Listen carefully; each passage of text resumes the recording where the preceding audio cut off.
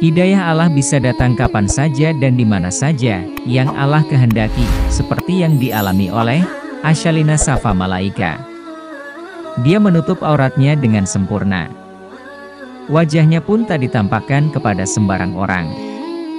Aku dari keluarga yang tidak terlalu taat agama, meski papiku memiliki kelenteng, tuturnya.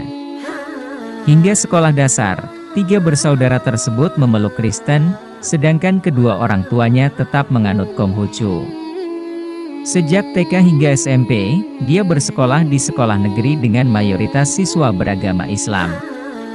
Tapi, dia tidak merasa dibeda-bedakan. Karena mayoritas Muslim, Asha pun sering melihat teman-temannya melaksanakan sholat, mengaji, dan ikut mendengarkan ceramah. Aku juga sering dengar ceramah setiap Ramadan dan ikutan puasa juga. Ikutan ngabuburit juga naik motor, jelasnya. Ketika ke sekolah, dia sering mengenakan rok panjang meski tidak diwajibkan karena non-muslim.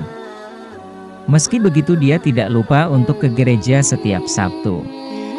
Aku tertarik dengan Islam sejak SMP, tetapi belum berani mencari tahu agama Islam karena mami dan papi selalu bilang kalau kita adalah Chinese dan Chinese gak ada yang masuk Islam. Ujarnya mengingat pesan kedua orang tua. Kemudian, setelah lulus SMP, Asha pindah ke Jakarta dan melanjutkan sekolah di SMK Katolik.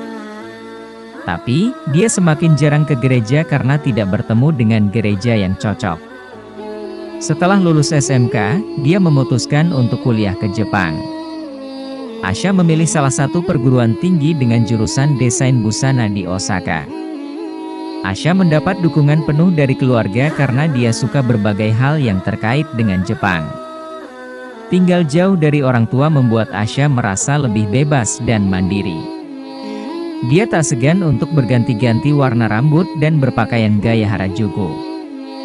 Di negara ini juga dia pertama kali mengenal dekat dengan lawan jenis, tetapi berbeda agama. Pria tersebut Muslim, tetapi bukan tipe pria yang taat beribadah.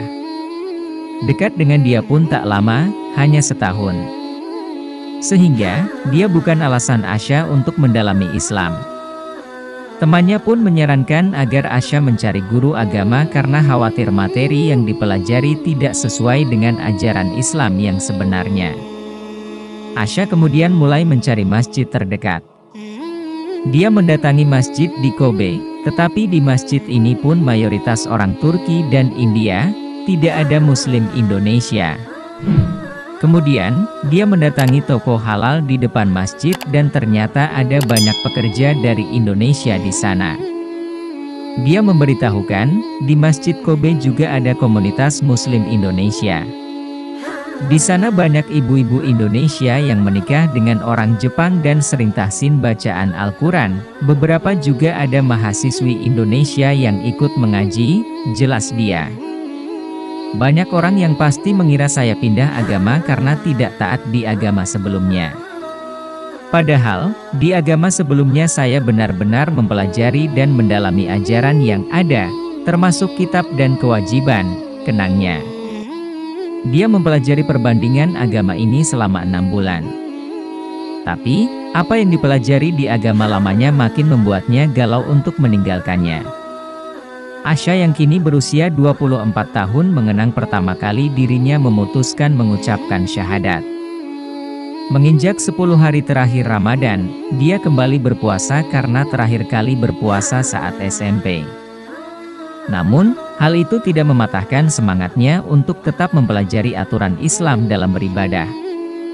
Dia juga mulai belajar wudhu dan sholat dengan benar karena selama ini sholat yang dilakukannya hanya mencontoh jamaah lain di kanan kiri. Tiba saatnya keyakinan itu datang, Asha memutuskan untuk mengucapkan 2 kalimat syahadat. Setelah beberapa kali dia sering mendengar komentar teman-temannya yang menyayangkan dirinya belum juga bersyahadat meski telah menjalankan syariat Islam. Asha tahu benar dia tidak mendapatkan pahala apapun meski telah menjalankan berbagai macam ibadah Islam sebelum dia bersyahadat. Pagi itu, Asha memutuskan pergi ke Masjid Kobe bersama teman-temannya. Di hadapan imam Masjid Kobe dan disaksikan teman-temannya, dia mengucapkan 2 kalimat syahadat. Semua menangis bahagia dan memelukku usai aku bersyahadat, jelas dia. Hanya sekianlah pembahasan dari channel Cahaya Al-Hikmah, semoga dapat bermanfaat.